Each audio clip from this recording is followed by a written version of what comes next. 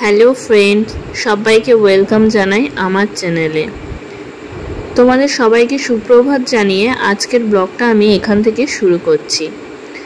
আজকে হচ্ছে আমার বরের জন্মদিন। তো এই জন্মদিনটা সারাদিনটা কিভাবে সেলিব্রেট করলাম বা কি করলাম সেগুলো তোমাদের সাথে শেয়ার করব।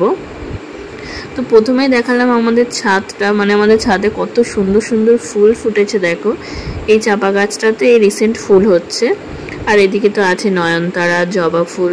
আমি সকালে স্নান করে ছাদে গেছি, কারণ ফুলগুলো তুলে পুজো করব। আজকে বৃহস্পতিবার, আর বৃহস্পতিবারে তো অনেকটাই ফুল লাগে। কাকু অনেকটা ফুল নিয়ে এসছে, তবুও আমি বাড়ির গাছের যে ফুলগুলো ছিল সেগুলোই তুলছি এখন। প্রত্যেক বৃহস্পতিবার আমাদের সিংহাসনে যতগুলো ঠাকুর আছে আমরা প্রত্যেকটা পিকচারে মালা দিই। আর এখানে ফুল খুব একটা সকাল সকাল পাওয়া যায় না, মাঝে মধ্যে পাওয়া যায়। তো আমি নিজে হাতে এই ঠাকুরকে মালা বানিয়ে দিয়েছি। আমাদের পুরানো বাড়ি আছে, ওখানে গাছে অনেক ফুল ফোটে, আর সেখান থেকেই রোজই নিয়ে আসা হয়। সেই ফুল দিয়ে আমরা পুজো করি। অন্যদিন আমার পুজো করতে অনেকটাই দেরি হয়, আজকে আমি অনেকটা তাড়াহুড়ো করে পুজো দিয়েছি, কারণ আজকে একটু ব্যস্ততার মধ্যে আছি। ওই যে বললাম আজকে আমার বরের জন্মদিন। আমার শাশুড়ি মা আর আমি দুজনে মিলে একসাথে রান্নাবান্না করলাম, তাই সকাল সকাল আমি পুজোটা দিয়ে নিয়েছি। তারপর মায়ের সাথে আমি হেল্প করে দিয়েছি। মাই বেশি রান্নাটা করেছে।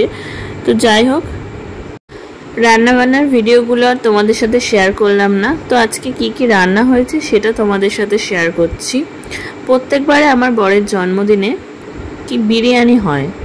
ও অ্যাকচুয়ালি বিরিয়ানিটা খেতে পছন্দ করে, তো এবার আমি বললাম একটু অন্যরকম হোক।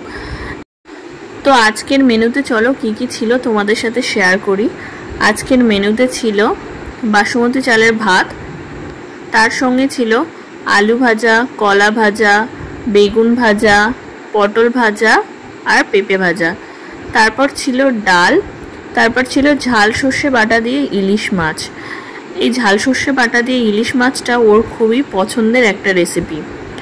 তার সঙ্গে ছিল চিংড়ি মাছের ঝাল।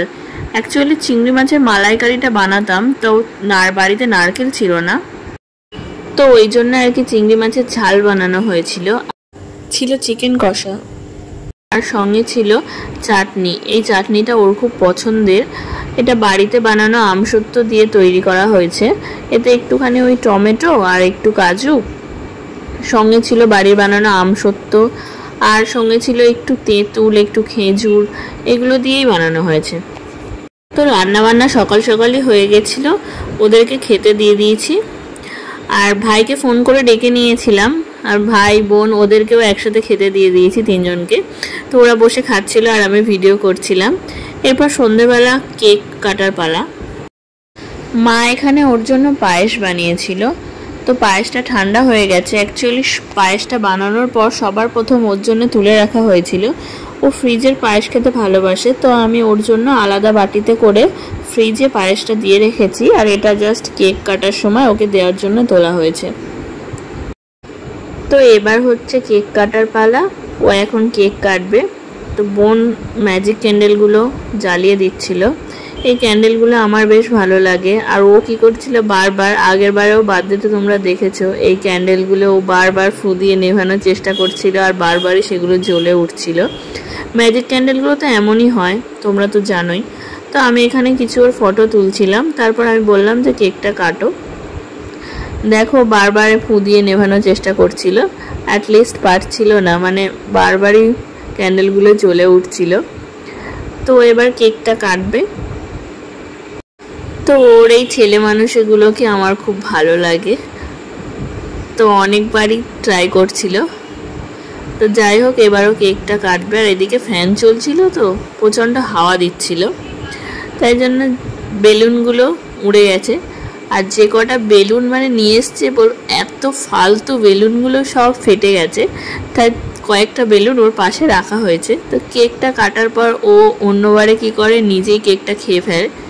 এবারে কি করছিল, ভাই বোনরা পাশে ছিল, তো যেহেতু ভাই বোনরা ছিল তাই ও নিজে কেকটা কেটে খেলো না, হয়তো লজ্জা পাচ্ছিল। তো ওদেরকে একটু খাইয়ে দিচ্ছিল। আর এটা হচ্ছে আমার ভাইও একটু ওর জামাইবাবুকে খাইয়ে দিল। তো ওর বার্থডেতে আমি ওকে কি গিফট দিলাম সেই গিফটটাও তোমাদের সাথে শেয়ার করছি। অ্যাকচুয়ালি গিফট তো গিফটই হয়। আমি চেয়েছিলাম যে ওর পছন্দের যে কোনো জিনিস, তোমরা হয়তো কমেন্ট করতে পারো যে বার্থডেতে কেউ এরকম গিফট দেয়, কিন্তু আমি চেয়েছিলাম যে ওর পছন্দের গিফটটা হোক, তাই ও নিজেই পছন্দ করে নিয়েছে। ফ্লিপকার্ট থেকে পার্সেলটা চলে এসছে। তো কয়েকদিন ধরে আমি ওকে বলছিলাম যে যেহেতু তোমার বার্থডে, তো আমি তোমাকে একটা গিফট দিতে চাই, সেটা যদি তোমার পছন্দ না হয় সেই জন্য তুমি নিজেই পছন্দ করে নাও গিফটটা। তাই ও বলল ঠিক আছে বলে ও ফ্লিপকার্ট থেকে একটা জুতো অর্ডার করেছিল। এই জুতোটা ওর খুব পছন্দের, তো তোমাদের সাথেও শেয়ার করছি জুতোটা। কালারটা অ্যাকচুয়ালি আমারও খুব পছন্দ হয়েছে।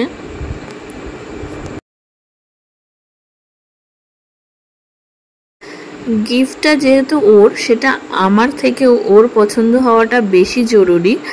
আর সত্যি বলতে কি মানে জুতোটা অ্যাকচুয়ালি আমারও ভীষণ পছন্দ হয়েছে। কালারটাও খুবই সুন্দর আর ওয়েটটাও খুবই লাইট ওয়েট।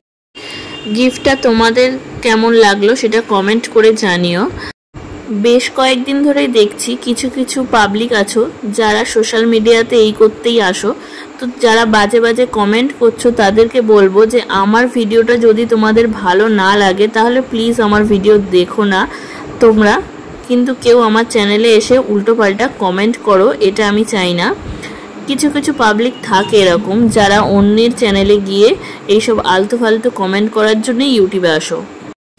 ভিডিওটা শেষ পর্যন্ত দেখার জন্য সবাইকে থ্যাঙ্কস।